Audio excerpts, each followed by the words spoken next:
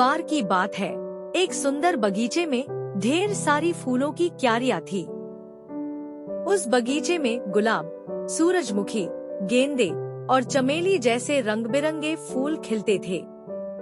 बगीचे के बीच में एक पुरानी टोकरी रखी थी, जो अब थोड़ी धूल से ढकी थी। उस टोकरी में एक खास बात थी, उसमें जादू था।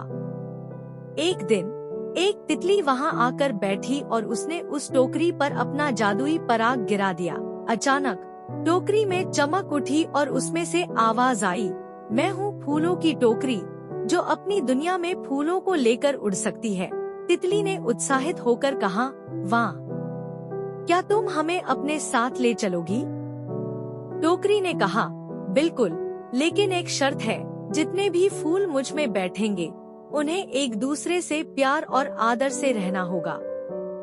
धीरे धीरे टोकरी में गुलाब, सूरजमुखी, गेंदे और चमेली के फूल बैठ गए।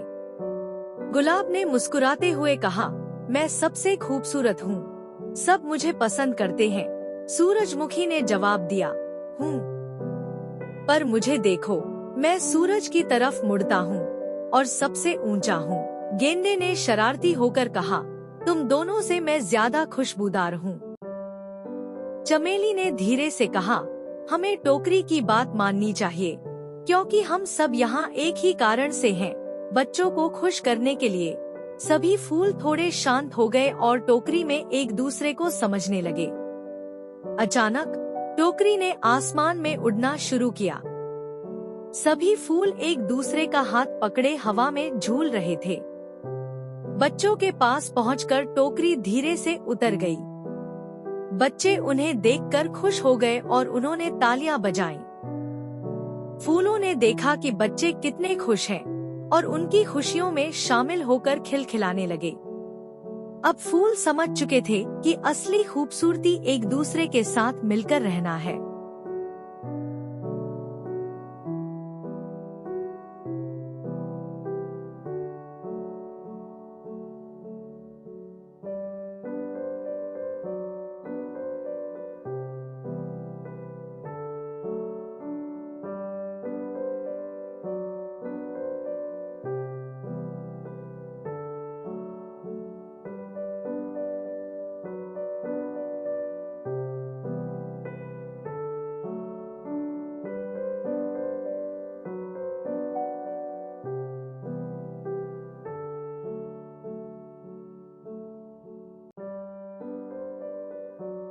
Wow!